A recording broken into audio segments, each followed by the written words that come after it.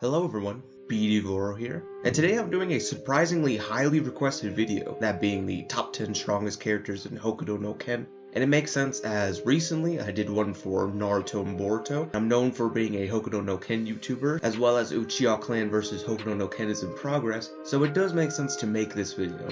Now there are a couple of things to note before we hop into today's video. The first thing is this list is strictly Hokuto no Ken, okay? Not Souten, not Regenesis, not some 90s live action movie, or any of that random stuff you guys see on TV, okay? Hokuto no Ken.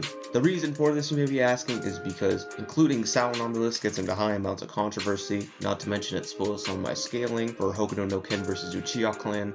The other thing to note here is that we're going to be basing this list off of caliber of fighters. What I mean by this is not every character in the show is a bunch of bulky chat anime characters that just smash things. Some characters have abilities and hacks that do extend their stats beyond the raw idea of how hard do they punch.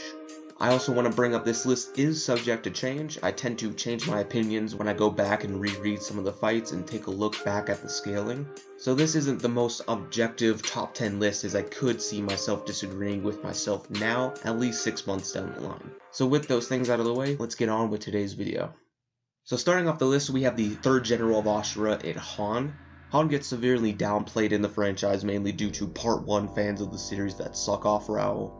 Han in the fight against Kenturo does very well. While he doesn't win, he is constantly pushing around a Kenturo that is getting stronger and improving, as stated by Sachi. This is also shown as well by Kenturo using his ki and firing it in a long stride, something we've never seen Ken do prior to this fight. This fight is also pretty impressive as well because Ken, after his battle against Falco, gets an increase in power.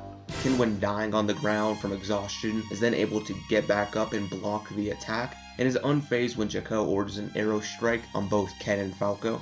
Now if you're a crazy man and think, Kenshiro dodging some arrows doesn't mean he got stronger. While I agree a bunch of arrows don't mean anything to Ken when he's healthy, that's not the case here. Ken and Falco are tired and are covered in blood on the ground.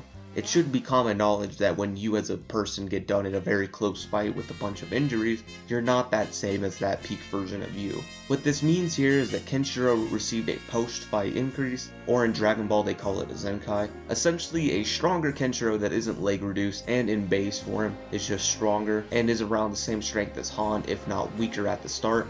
And then Han can then match a Kenshiro that is getting stronger until Kenshiro overpowers Han. And to be honest, Han just as a fighter is beyond what Kenshiro has faced prior to this point. This might get the Raoh fans upset, however, Raoh just loses to a weaker Kenshiro, and while yes, Kenshiro doesn't use Musou Tensei to beat Han, the difference in base form is still there. It's kind of like saying base form Goku from the TOP loses to Super Saiyan 3 Goku from the Buu Saga, simply because of there's a stronger form. Now while I'm not agreeing the difference between the two Kenshiros is the same as the difference in power in that analogy, but what I am saying is that it is just some basic level argumentation to say, when can that weaker form beat a stronger form?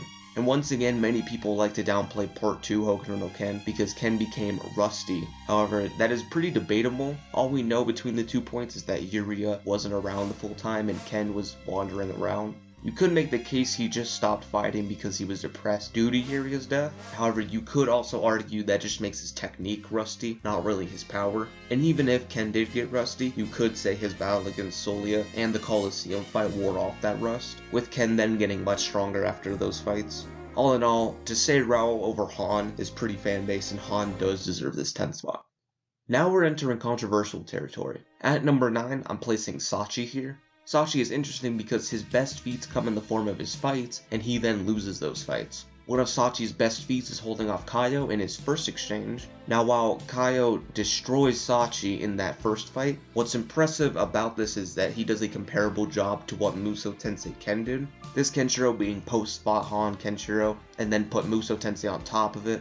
Now while I will say Sachi did worse than Kenshiro, not putting Sachi quite on that same tier as that Ken, Sachi does get stronger. Sachi in the battle against Han and Kenshiro couldn't even see Kenshiro and Han's fist and had to rely on the blood moving around to follow their fist. Sachi later on can keep up with a more tired demon form Hyo and Kenshiro, with an even weaker Hyo being able to fight off against Kaio's 300 personal elite Ashuras. a good representation of how strong these Ashiras are. A single no-name Ashira is able to force Falco into his Sakatsu points, forcing Falco to get stronger, with a named Ashira bodying hundreds of regular Ashira, with a single elite Ashira being above the captains of Ashiras, Kaiser, with Kaiser being above named Ashiras. Once again, a weaker Hyo, due to him being even tired and injured, is able to carry the fight with Black Yakusha and beat 300 of them. With a stronger Hyo, the demon form Hyo that's also tired, Sachi is able to then follow that stronger Hyo's combat speed and even pierce his body when Hyo wasn't looking. Now, I'm not saying Sachi scales to full power Hyo, as Sachi still isn't even a threat to base Kaio when they face later on. Overall, Sachi just scales above Han in some way, shape, or form. At number 8, I'm going to place Baron here. Surprisingly, I've not seen too many Hokuto no Ken fans really talk about Baron, which makes me think not many people know about him. Baron in his fight against Kenturo was able to tag and injure Kenturo, this Kenturo being the end of series Kenturo, which is post Kenturo being the statue absorbed Kenturo, where he absorbed the statue of Hokuto. I know, a lot of pronouns. With an even weaker and unconscious Kenturo being able to merely exist and force Kaio onto the ground, basically suffocating him, showing this Kenturo is more effective than anything Sachi has even done.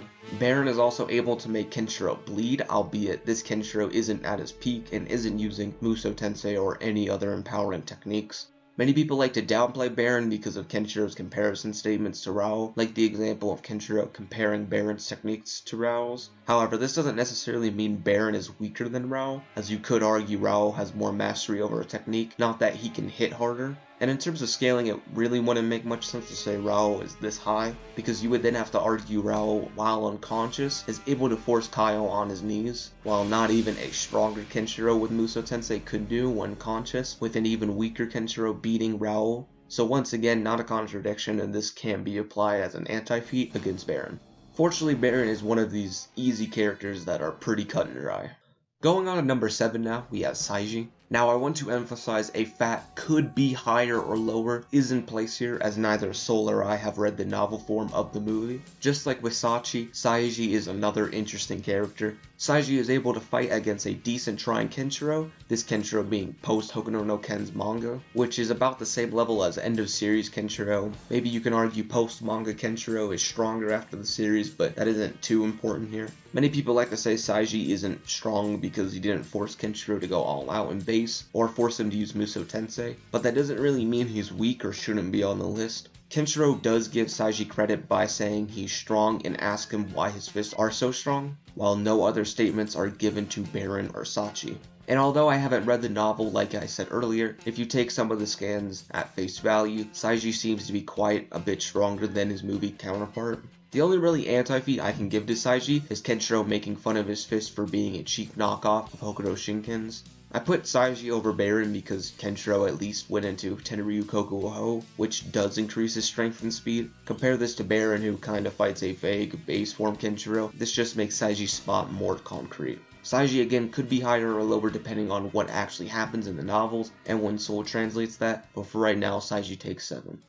At number 6, I'm going to place Juke here. Juke, when old and out of his prime, is then able to beat down first appearance Hyo, Hyo being stated stronger than Kenshiro, with this Kenshiro beating Han. This puts Juke in this vague spot between Muso Tensei Ken and base form Kaio, this once again being when he's older and out of his prime. We then get flashbacks of Juke when he's younger and in his prime, and we see him in a demon form. Now the demon forms have various levels of power depending on your stage, but something to note is that they tend to buff your base form, and you can also access the form as well. Think about it like the God form in Dragon Ball Super or Six Paths in Naruto. Now Juke's demon form isn't the Motoki stage, which later characters can use to rival stronger forms of Muso Tensei, but Juke has entered the Dark World, which is above the first stage of just having a pure aura of a demon, putting Prime Juke far above what Hyo could even dream of at this point, with Hyo being around the level that Ken faces Kaio. Juke has access to some pretty strong techniques that can casually hold down Hyo. He also has access to Onryu Tenha, one of the strongest attacks in Hokuto Ryuken history, and is revered as well as feared across the land. It's just very clear that Juke does catch his cliff. Now at number 5, it would only make sense to follow up Juke with Ryuken. Ryuken is also one of these short characters to go over, as he has feats when he's an old man, but those feats aren't really too necessary here. But what is necessary is Ryuken's feats when he's at his prime. Ryuken, when he's in his prime, bodies Juke when he was in his demon form and didn't allow him to further evolve. In the anime, Ryuken two-shots Juke and leaves Juke unconscious, but in the manga he does a little bit more, albeit not significant enough to say Ryuken didn't body Juke at all.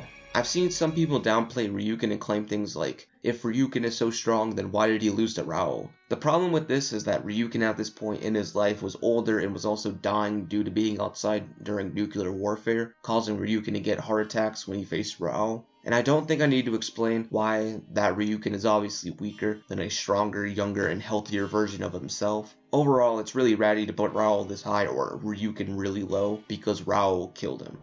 Now this one at number 4 will probably be a little bit more shocking, but at number 4 I'm putting Toki here. This placement I can see being very controversial, however please listen to the arguments given and not immediately go be biased, and ignore everything I say because of your feelings though. Toki, when practically on his deathbed, activates his Sakatsu points and is able to fight Rao and keep up with him at points, and at points even beating him. Rao does win, however the part that he can push Rao while being on his deathbed due to his illness is very telling. It's very similar to Ryuken, however it's more in the favor of Toki because Toki does better. Now this on his own doesn't put Toki in the top 10 conversations, let alone top 5 talks, and because of this I was considering making a Toki video, but this is talking about a weakened and dying Toki. How about Toki in his prime? Toki in his prime is interesting because he has a lot of lore, but not a lot of feats. He was the prime candidate over both Kenturo and Rao, however what's really noteworthy is what happens after his prime. In the legend of Toki, it's shown Toki got 2 different forms of illnesses, one of them being the sudden illness he got at the very beginning of the film, and the other one being when he was exposed to nuclear warfare, just like with Ryuken. Now this comparison to Ryuken is key because both got ill after they were exposed to nuclear warfare. If you look at Ryuken and compare him to Juke, someone who was seen as a rival around the same age, but just from another school, Ryuken bodied Juke when he was in his demon form, as I said earlier. With Ryuken older and with the illness is then losing to a pre-start of series Rao. You then look at Juke, where Juke, when he was older, is able to beat first appearance Hyo, with once again Han saying that Hyo is stronger than the Kenturo at that time. Why I'm pointing this out is because Juke and Ryuken have very similar lifestyles we see by training the next generation. So it is very strange that the weaker out of the two is now casually outperforming and performing better feats than the stronger one of the two at the start. Why is that, you might be asking? And this is due to the fact that Ryuken obtaining an illness even on top of aging, which is why Ryuken got so much weaker than Juke even though they were both getting older. We can then apply this to Toki as well, and Toki who had similar feats with Ryuken before they both died, and this puts Toki in this tier with Ryuken as well. Not to mention, as I said earlier, Toki doesn't have just that illness as well, but he has the illness prior to the nuclear warfare, putting Toki higher than Ryuken. You could argue as well by saying Toki was amped by his Sakatsu points, but you could also just take away Toki's first illness he obtained and they both cancel each other out as they both vaguely increase and decrease Toki's strength here. That part doesn't really matter as Toki's first illness is just icing on the cake to put Toki only higher. On top of this, Toki's a top tier medic, and you could argue that if he does get damaged, he can heal himself. Toki does either take the 5th or 4th spot depending on if you think the Sakatsu points work against Toki here and how much it does work against him. In my opinion, I think the Sakatsu points don't work too much against him, just because of how the illness left Toki and the fact that Toki even before his fight with Rao was still considered a rival to him. But I'll leave those little decisions up to you guys for your own opinion. At number 3 we have Kaio. Kaio doesn't have too many relevant feats, so this is a pretty easy one to talk about. Kenturo, after he regains his strength after the Hyo battle, then goes off to learn the secret of Hokuto. Kenturo then absorbed the Hokuto statue, giving him Master Muso Tensei, not just the weaker forms of that he used on Rao and Kaio earlier on in the series. This does make Kenturo stronger than what he was when he faced Hyo. Kaio is then able to contest base form Kenturo and actually beat him around in certain instances, however loses to Kenturo later on and gets outdone by raw stamina at points. In the anime this differs from the manga once again, but in the manga Kaio is seen in his full demon state and using his strongest technique in the Onryu Tenha, where Kenturo gets hit by it and proceeds to get up acting like nothing happened. I've seen some people use the anime fight and say Kaio used his full power when he was already injured and tired / not in his prime, so if he used it and when he was in his prime, he would be above Kenturo. This kind of argument gets into canonicity territory where there is stuff in the anime that is canon, however, you would have to prove those scenes are canon, which is not the case because it is not in the manga.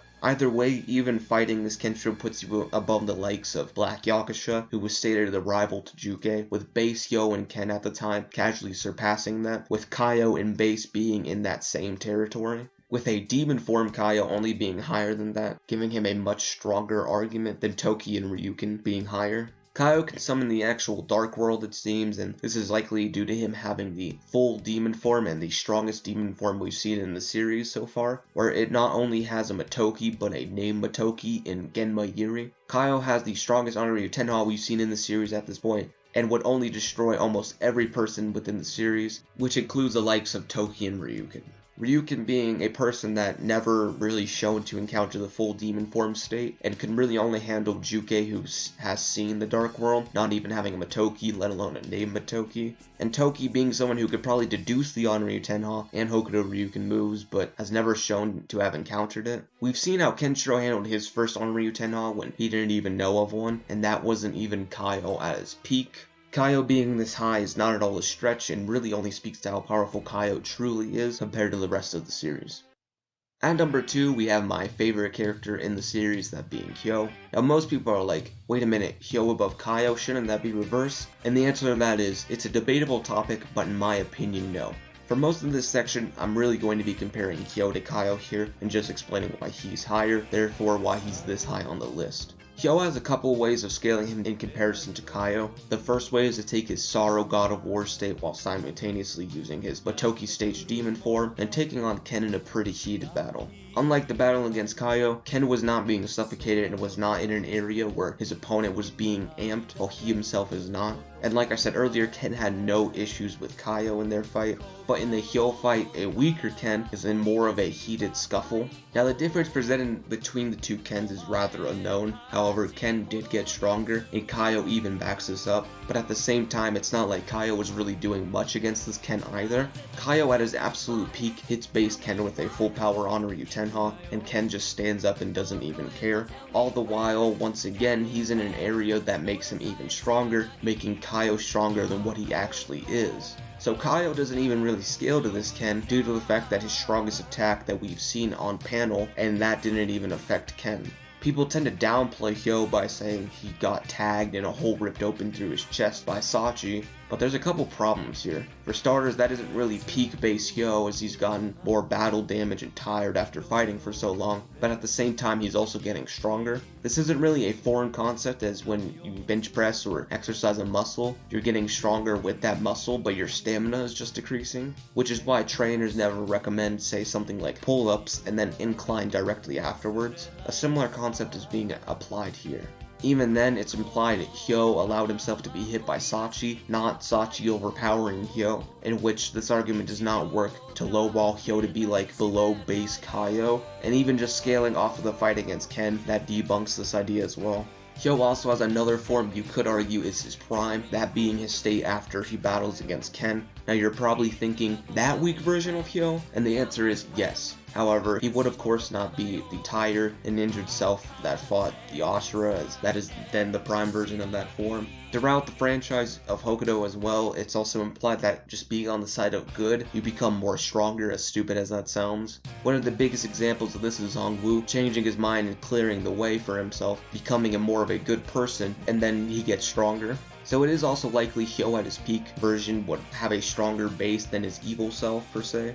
Not also to mention, Hyo has the God of War, where this version wouldn't be the sorrowed state where a main lineage family is using the opposing state in the demon form. Rather, it would be the rageful God of War, the same God of War that completely cucked Kaio, as I mentioned earlier. And you might be arguing, well, didn't Kaio lose in his base form, so in his demon form he could resist it? However, even Juke implies that Kenturo at his current state would need a God of War to take on Kaio, with Juke knowing about Majin Kaio, and we saw Ken use it to stomp Kaio. It's also possible that Kaio, even in his demon form, would still have the same outcome, as in that encounter he didn't even attempt to power up, so you could argue that he knew even in his demon form it would still hail the same results. Hyo also, as I said earlier, always seems to adapt and get stronger, something even Kaio notes, saying he has infinite potential, and Kaio was even scared of it, which could explain why he went out of his way to have Ken and Hyo try to kill each other. And in the fight against Ken, Ken is able to dodge more of Hyo's attacks at the beginning, but later Hyo can land some big hits on Ken, showing his power is stronger and is only getting higher, as well as closing the gap. And then give Hyo a stronger base form with a stronger God of War, the ability to grow stronger, as well as his memories not affecting his resolve and his strength, and it's much harder to argue that Kaio is higher. The only argument I can see for Kaio is saying Kaio does scale to Ken, however, like I've already said, that isn't the case. So at the end of the day, it's much more concrete to argue Hyo is above Kaio. At number 1, who could have guessed it, we have Kenturo. There's a lot you can say about Kenturo, but I feel like in terms of relevance sake as well as time's sake, it's just best to look at his later feats. In his fight against Kaio, it is very clear that Kenturo is above Kaio. The only times Kaio really gets good hits off or is really just winning is when Kaio is playing cheap and fights under the swamp where Kaio can continue to fight, but Kenturo is having a hard time breathing. Other instances are when Kenturo allows Kaio to hit him, for example a teaching moment and such. It is not at all a stretch to say Kenturo would destroy Kaio. I do think that is a legitimate claim. Kenturo at this point has mastered Musou Tensei, where you could say it's kind of like Ultra Instinct in the sense where you can utilize your base as well as you can utilize it as a form as well. There's a lot of non-points I can make about Kenturo and a lot of points about Part 1 Kenturo, blah blah blah. But you get the idea. Kenturo is either beaten or contested and has gotten stronger since those contests against his opponent. Kenturo, in my opinion, is the strongest character within the series. So with that being said, guys, this was my top 10 on the strongest Fist of the North Star characters. I think this list is pretty reasonable, at least in terms of arguments and stuff. Definitely a lot more different than the stereotypical, well, you have Ken, then Kaio, then Hyo, then Raoul, blah blah blah, right? Definitely a lot more advanced in those arguments as well, but I don't know, I'll let you guys decide that. If you guys did enjoy today's video, make sure to like and subscribe, and make sure to turn on the notification bell if you're more interested in my videos. And until next time, guys, I'll catch you all later.